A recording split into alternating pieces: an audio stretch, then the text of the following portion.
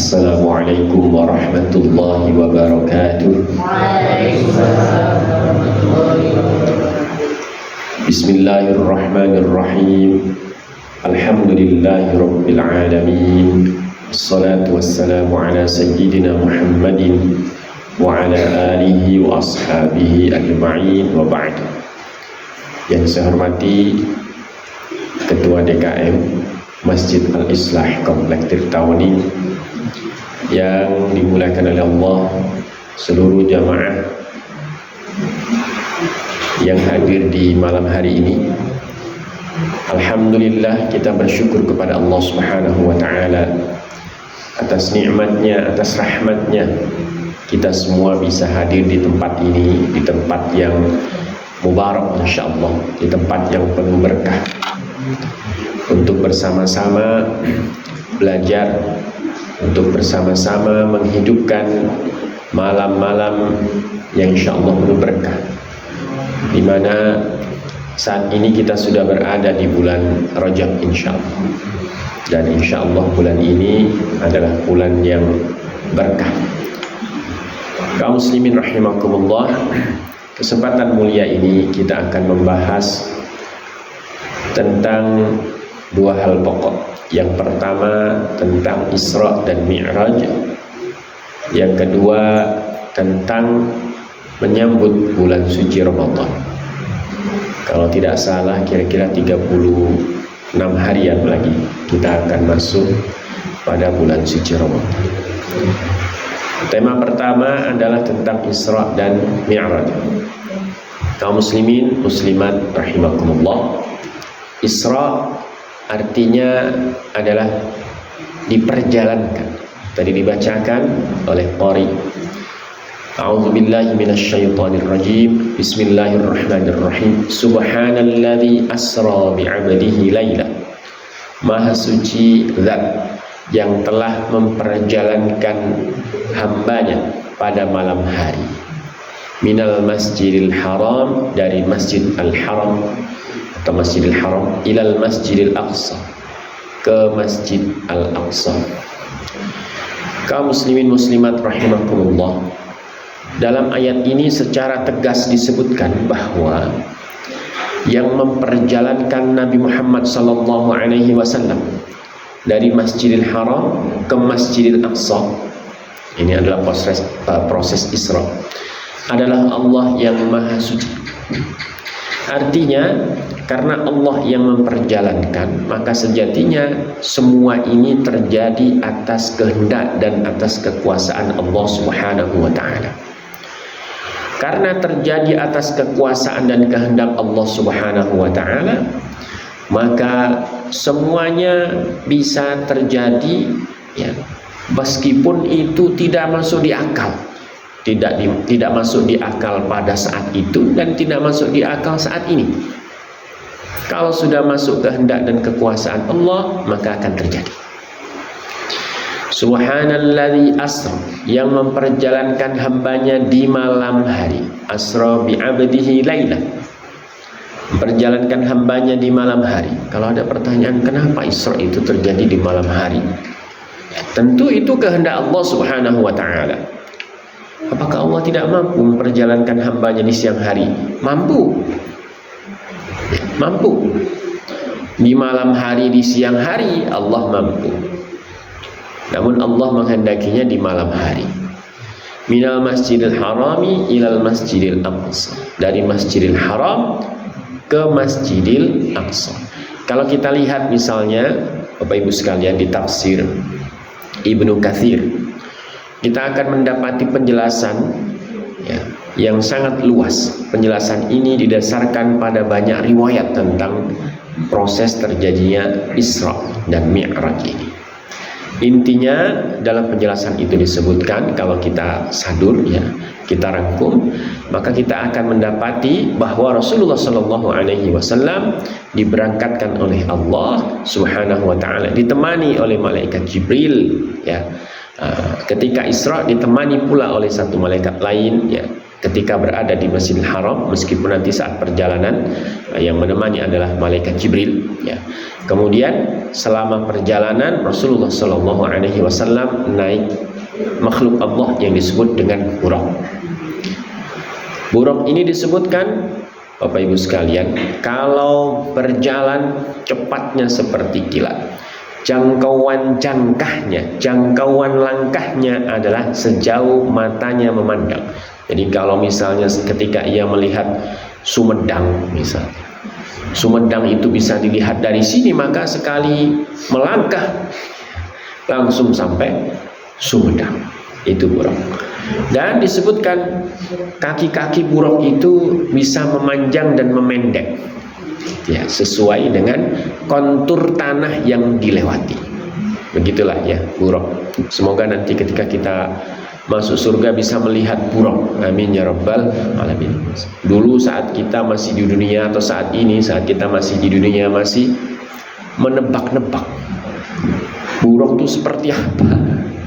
Disebutkan buraq itu tingginya tak lebih tinggi daripada kuda, ya. Kemudian lebih tinggi daripada keledai, ya, mirip bighal begitu ya postur tubuhnya, ya. Tapi pastinya kita tidak tahu buraq itu seperti apa, karena memang itu adalah hewan, bukan hewan bumi, makanya kita nggak tahu. Kaum muslimin rahimakumullah, singkat cerita Nabi Muhammad sampailah di Masjidil Aqsa. Dalam banyak riwayat sebagaimana disebutkan di dalam tafsir Ibnu Katsir, Nabi Muhammad kemudian melaksanakan sholat di situ, menjadi imam di situ. Kemudian setelah itu Allah mengangkat, ya, mengangkat, artinya Nabi Muhammad dimi'rajkan oleh Allah Subhanahu wa taala, ya, ke langit. Dimulai dari langit 1, ya, lalu langit 2, langit 3, dan seterusnya. Dan setiap langit ini, atau pada setiap langit, Nabi Muhammad bertemu dengan para nabi. Sampailah ke langit ke-7, dan akhirnya Nabi Muhammad SAW mendapatkan perintah yang kemudian menjadi pembeda antara orang beriman dan orang yang tidak beriman. Apa itu? Sholat. Berapa waktu? 50 waktu, sebagaimana yang sudah kita kenal. Kemudian Nabi Muhammad SAW turun dan bertemu dengan Nabi Musa, kemudian diminta untuk minta keringanan kepada Allah. Akhirnya bolak-balik, akhirnya sisa 5. Alhamdulillah, Allah memberikan kita anugerah berupa 5 waktu sholat. Ya, Bapak Ibu sekalian, tentu saja perintah sholat ini saya sebut sebagai anugerah atau sebagai fadlun minallah, anugerah dari Allah Subhanahu wa taala, dan keistimewaan bagi kita sebagai umat Islam. Kita sholat 5 waktu, Masya Allah, pahalanya tidak kalah dengan umat-umat terdahulu yang mungkin ibadahnya jauh lebih banyak dan lebih berat dibandingkan dengan kita. Kita bersyukur sholat wajib itu cuma 5 waktu. Bayangkan kalau sholat wajib itu 50 waktu, rasanya kita ini nggak sempat bekerja, ya. Di bulan suci Ramadan saja kita ini, Bapak Ibu sekalian, kan ada 2 versi tarawih. Ada yang versi 23 di Indonesia ini, ada yang versi 11, ya.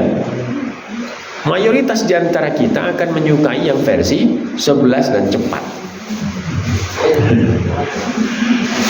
Kalau misalnya tarawih di masjid ini berubah menjadi 23 dan versi panjang, mungkin akan lebih sepi. Dan itu pernah saya alami ketika saya ngimamin di sana di bawah, ya, di salah satu masjid. Ya, saya baca sebenarnya tidak panjang-panjang amat, ya. Ya, panjang, baca juz 30. Cuman suratnya bukan yang biasa dibaca, yakni dari At-Takatsur sampai surat Al-Lahab. Ya, saya baca rada panjang dikit, dimulai dari surat At-Duha. Dan makmumnya alhamdulillah penuh sampai rakaat ke-8 saja. Setelah ke-8, ya, masjidnya besar. Setelah ke-8 alhamdulillah Ketika siratal ladzina an'amta 'alaihim ghairil maghdubi 'alaihim waladdallin. Ini rakaat ke-9. Amin. Kok sepi? Tadi saat rakaat pertama sampai rakaat ke-8 tuh aminnya serempak, kompak dan semarak. Pas rakaat ke-9 kok sepi. Nah gitu ya. Alhamdulillah kita bersyukur sholat ini 5 waktu, tapi pahalanya tidak kalah dengan ibadah umat-umat terdahulu. Ibu bapak sekalian, ya, Allah memerintahkan Nabi Muhammad banyak ibadah. Allah memerintahkan Nabi Muhammad atau memberikan wahyu kepada Nabi Muhammad melalui malaikat Jibril.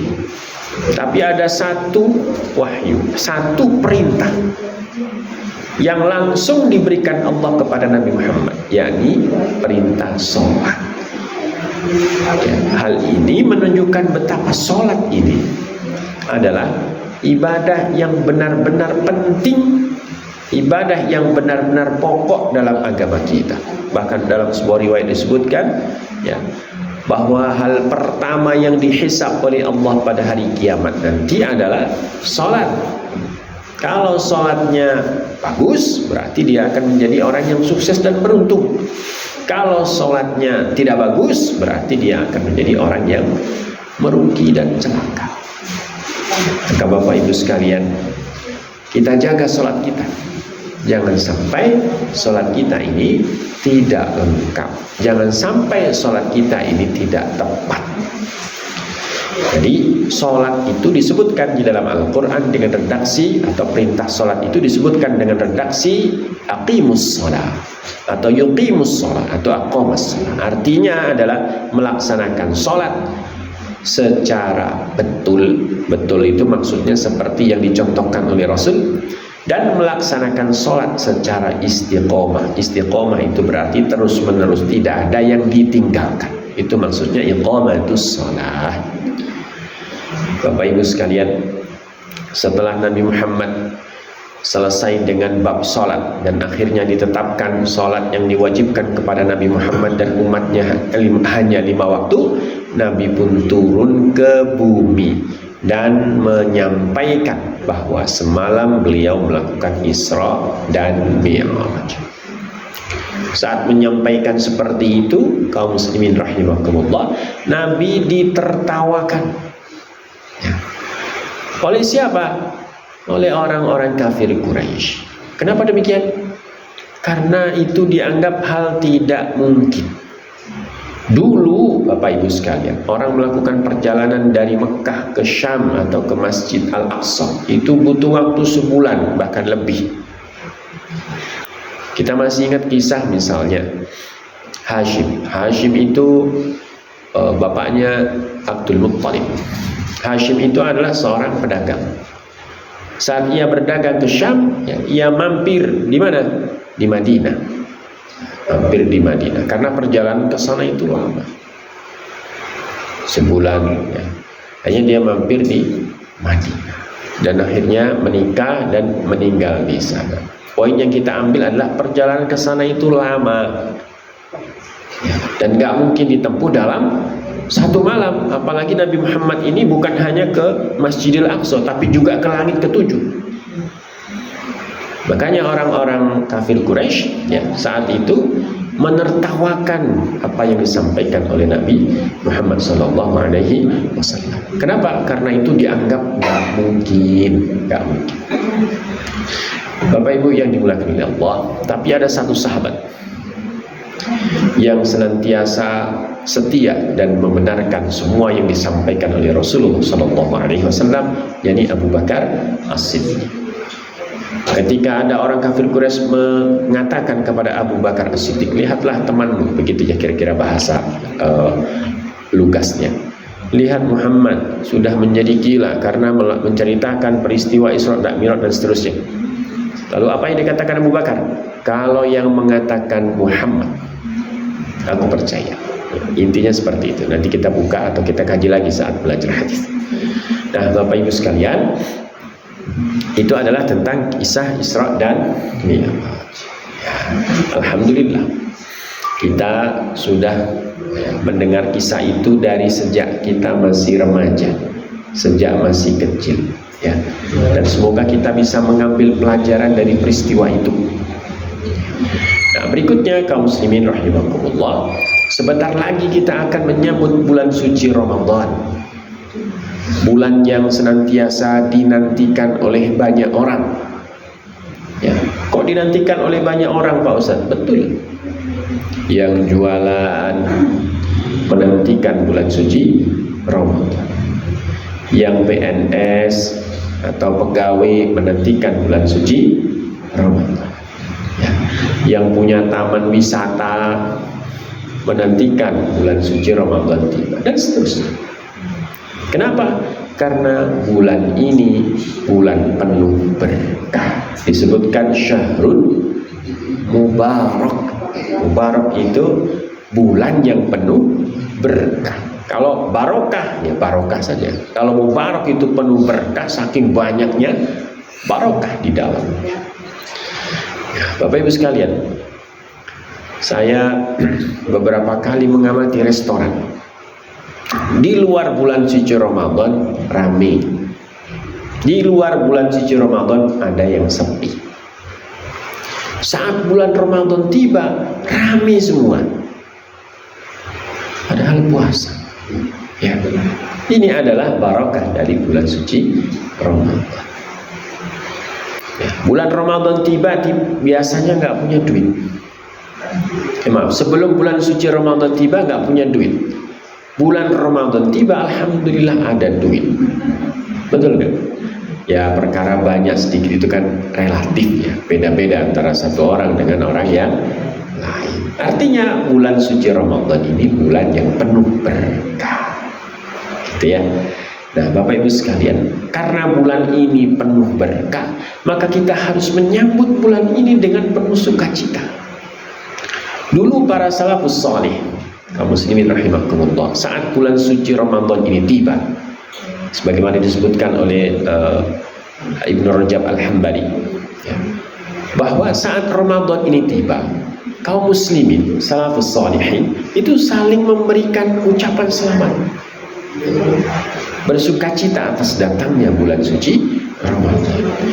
Nah, kalau sekarang Bapak Ibu sekalian, ini saya waktu belajar di Mesir, saya merasakan betul itu. Jadi kalau bulan suci Ramadan itu tiba, kita itu saling memberikan ucapan selamat.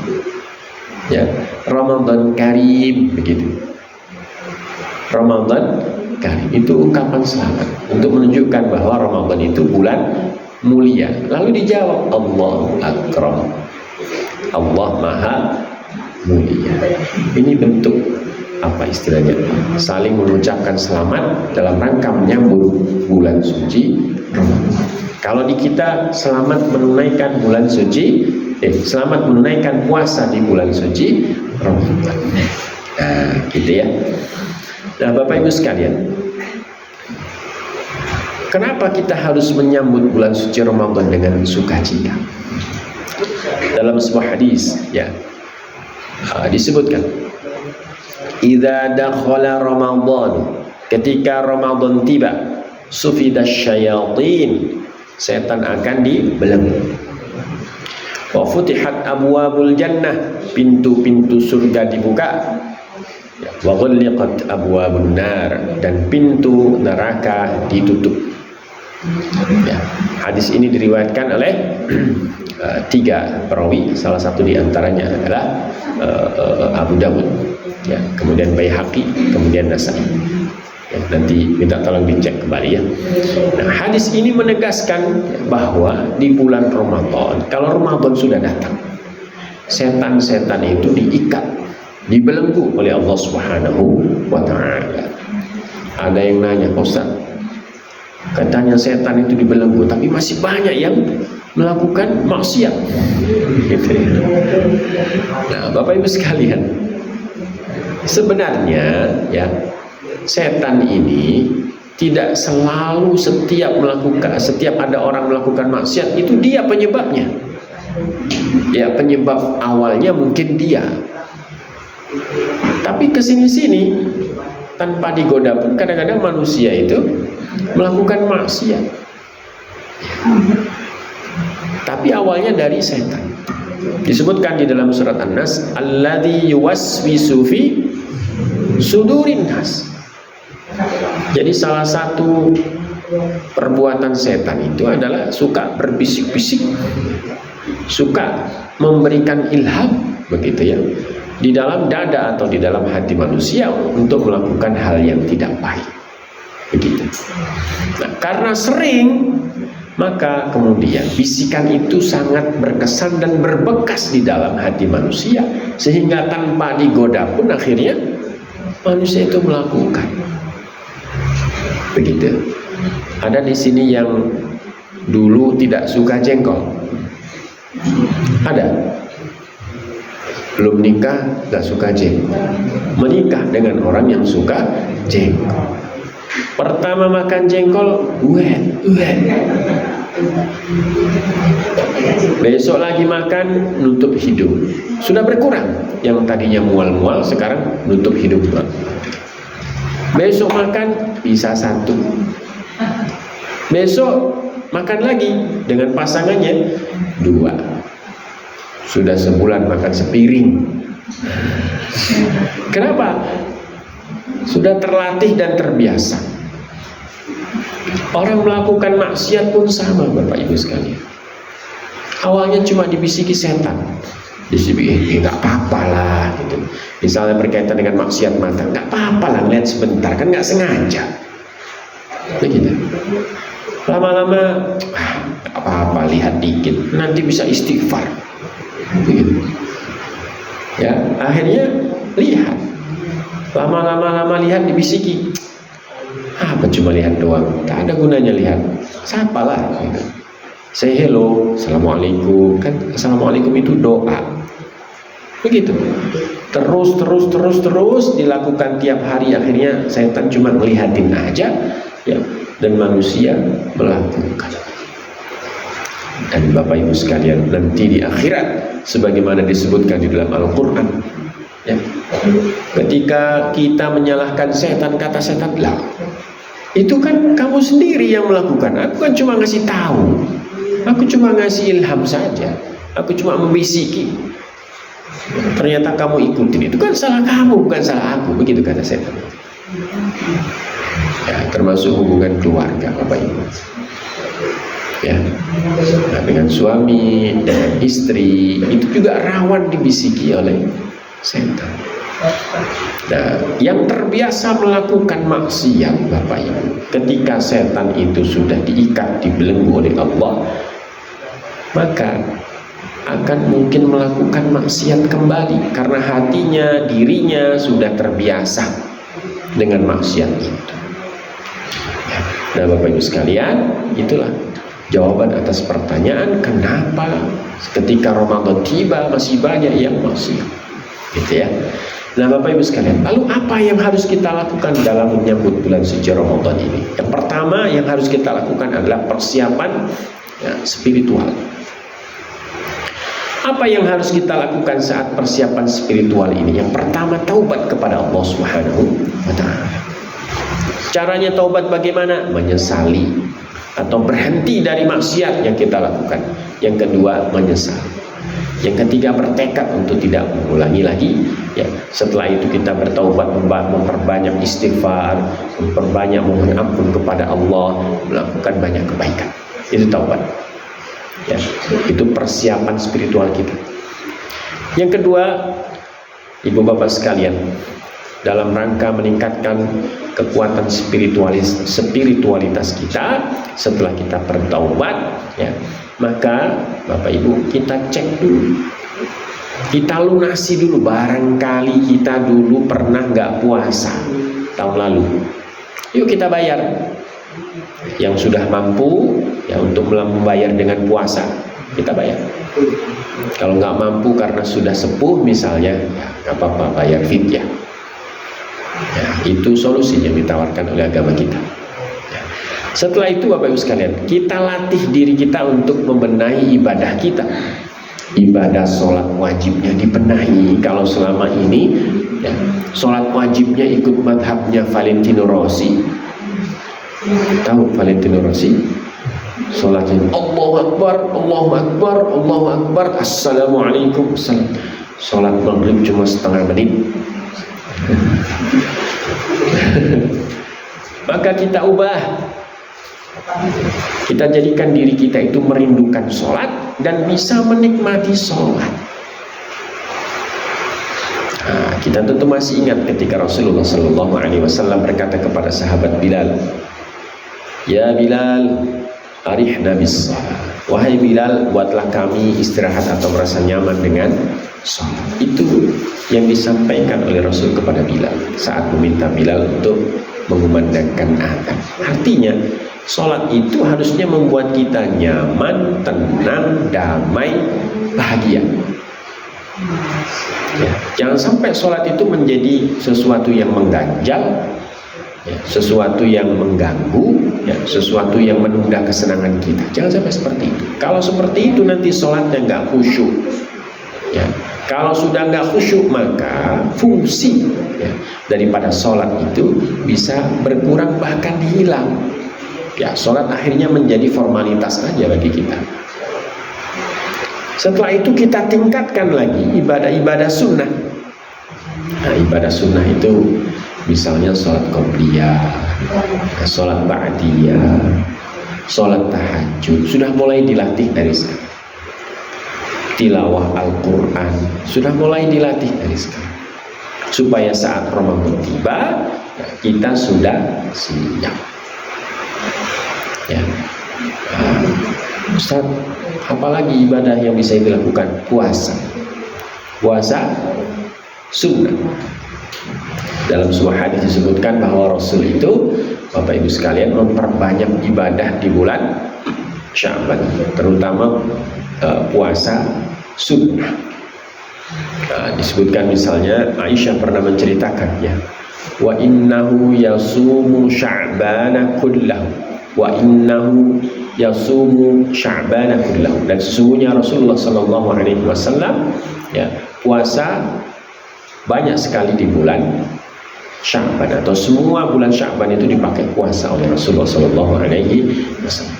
Dalam hadis lain disebutkan Rasulullah itu banyak puasanya di bulan Sya'ban.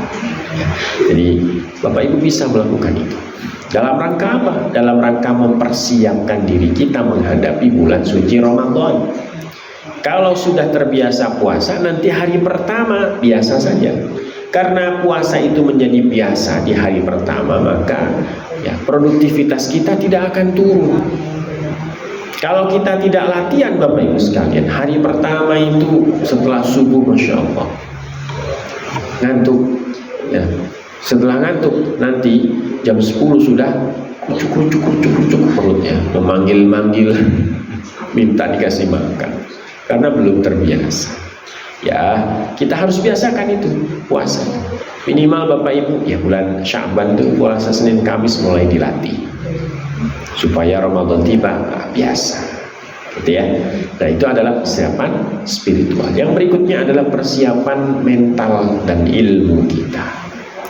Sebelum puasa, ayo kita perbaharui ya, kita tingkatkan lagi pengetahuan kita tentang ibadah ya, bulan suci Ramadan, terutama ibadah puasa. Puasa tuh gimana sih yang benar? Adakah niatnya? Apa yang membuat puasa itu batal? Apa yang bisa mengurangi pahala puasa? Itu semua harus kita ketahui, lalu kita amalkan, sehingga puasa kita dari tahun ke tahun senantiasa meningkat kualitasnya. Bapak Ibu, kita nggak tahu kapan meninggal dunia. Bisa jadi Ramadan itu yang kita jalani akan menjadi Ramadan terakhir. Yang kemarin ngobrol-ngobrol di sini mungkin sudah ada yang meninggal dunia. Maka karena kita nggak tahu ya, apakah itu Ramadan terakhir atau bukan, ayo kita perbaharui pengetahuan kita sehingga saat kita melaksanakan puasa kita istimewa. Kalau puasa kita istimewa, diterima oleh Allah, insya Allah tidak ada ganjaran yang pas untuk kita kecuali surga. Amin ya rabbal alamin. Yang berikutnya adalah mental kita. Mental ini Bapak Ibu sekalian bisa kita latih dengan cara mengendalikan perasaan iri, dengki, ya, hasud, ujub dan segala macamnya, suudzon dan segala macamnya, tertipu dan segala macamnya. Kita jauhkan, kita buang dari hati kita, supaya saat Ramadan tiba puasa kita nikmat. Jadi kita bisa menikmati lapar, karena kita sangat menikmati kebersamaan dengan Allah Subhanahu wa Ta'ala. Jadi kita bisa menikmati meskipun THR kita di bawah teman kita, kita bisa menikmati, nggak iri. Kalau misalnya pas Ramadan mau Idul Fitri, tetangga kita misalnya ganti mobil, yang awalnya mobil misalnya Avanza, ya, tetangga kita 5 hari mau Lebaran ganti yang lebih mahal. Yang lebih mahal dari Avanza apa Pak? Hah? Alphard. Wah. Misalnya ganti Alphard, ya kita biasa saja, karena kita sudah melatih hati kita jauh sebelum Ramadan tiba. Kita nggak iri, kita nggak suudzon, ya. Suudzon itu jangan-jangan miara tuyul. Nah, ini suudzon. Padahal tetangganya baru dapat gusuran tol Getaji, ya. Nah, itu harus kita jauhkan dari diri kita. Yang ketiga, Bapak Ibu sekalian, kita harus siapkan, ya, tadi yang mental itu, kita harus siapkan rencana ibadah kita. Nanti tuh aku mau terawih di masjid selama 30 hari. Nanti subuh tuh aku mau sholat subuh di masjid, mau tadarus bersama timku. Sebulan aku mau khatam 3 kali. Nah, ini adalah persiapan mental.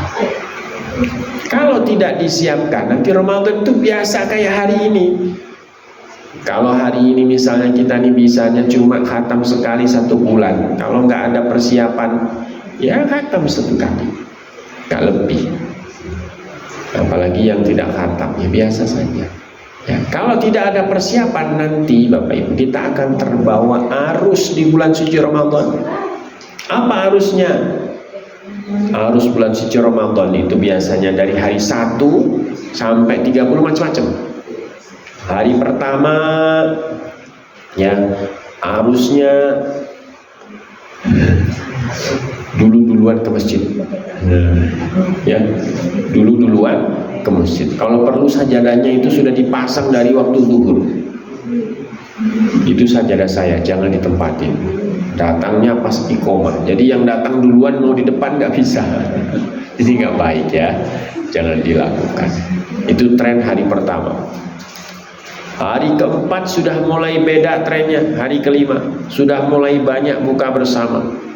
Buka bersama dengan sesama alumni SD, buka bersama dengan sesama alumni SMP, buka bersama dengan alumni SMA, buka bersama dengan alumni S1, S2, buka bersama dengan alumni S3, buka bersama dengan teman sekantor, buka bersama dengan teman kantornya istri, buka bersama dengan POMG sekolah anak. Itu tren dari hari ke 4 ke 5 ke sana. Akhirnya sibuk ke sana kemari buka bersama. Apakah buka bersama itu jelek, Pak Ustaz? Ya bagus kalau niatnya silaturahim, tapi ada yang lebih bagus daripada itu. Nih Bapak Ibu buka di rumah dengan anak, dengan pasangannya, ya dengan istrinya atau dengan suaminya, merekatkan kebersamaan sambil melatih anak. Ya. Setelah itu cepat-cepat bisa ke masjid melakukan ibadah tarawih. Jadi kalau Ramadan itu makan nomor sekian, ibadah yang diperbanyak. Nanti kalau sudah hari ke-21, trennya beda lagi. Apa itu? Sibuk nonton streaming live Shopee, nyari baju lebaran, sibuk pergi ke mall, cari diskon, padahal nggak diskon itu, harganya dinaikin, terus turunin lagi, begitu. Akhirnya Ramadan, dia waktu Ramadan, waktu jam segini tuh ya masih di mall, padahal harusnya apa? Melaksanakan ibadah tarawih, tilawah Al-Quran. Ibu bapak-bapak sekalian, makanya kita harus mempunyai rencana yang jelas terkait ibadah di bulan suci Ramadan. Kita mau ngapain nanti? Apakah akan seperti itu, ikutin arus begitu? Atau kita sudah punya rencana, oh nanti aku malam 1 sampai 10 tuh tarawih di masjid, malam 21, malam 11 sampai malam 20 aku mau tarawih di masjid, misalnya ada ya, 21 sampai malam 30 aku mau iktikaf di mana? Di Masjidil Haram. Amin ya rabbal alamin. Itu iktikaf, ya itu rencana. Nanti aku hari pertama sekali 1000 sampai 10 hari. Ya, 10 hari kedua aku sedekah 2000. 10 hari ketiga aku sedekah 3000 sampai malam takbiran 3000. Banyak kan? Dolar itu, Bu. Bukan 1000 rupiah, 1000 dolar. Punya rencana yang jelas, jangan sampai nggak punya rencana. Nah, ibu bapak sekalian, yang menyambut bulan suci Ramadan ini, ayo kita siapkan diri kita. Saya juga sama, ya, belajar mempersiapkan diri. Ibu bapak juga sama, belajar mempersiapkan diri. Yang masih punya anak yang di rumah, kita ajarkan anak kita. Sudah mulai dilatih puasa, dilatih sedekah, ya. Supaya apa? Saat Ramadan tiba, Ramadan datang, kita sudah siap tancap gas, ya. Dan Bapak Ibu sekalian, nanti di akhirat kita akan memanen apa yang kita lakukan. Kalau di akhirat nanti Bapak Ibu sekalian kita memanen, kita akan bahagia. Kalau di dunia ini kita, mohon maaf, ikut arus seperti yang saya sebutkan tadi, nanti di akhirat kita nggak panen apa-apa kecuali penyesalan. Iya ya, ternyata Insya Allah dulu aku pakai shopping padahal 10 hari terakhir, sekarang nggak dapat apa-apa. Nanti di akhirat begitu, padahal mah baju banyak. Bapak Ibu, siapa yang bajunya tidak di lemari? Kalau kita lihat baju kita tuh banyak, Bapak Ibu. Nah, makanya ayo jangan sampai kita nanti di bulan suci Ramadan sibuk belanja sehingga melupakan ibadah. Semoga Allah memberikan kekuatan kepada kita untuk menjalani Ramadan dengan Ramadan terbaik. Itu saja yang bisa saya sampaikan. Semoga bermanfaat bagi kita semua. Di malam hari ini hujan dan insya Allah akan membawa rahmah. Mari bersama kita berdoa kepada Allah, ya, semoga hajat kita dikabulkan oleh Allah Subhanahu wa ta'ala. Wassalamualaikum warahmatullahi wabarakatuh.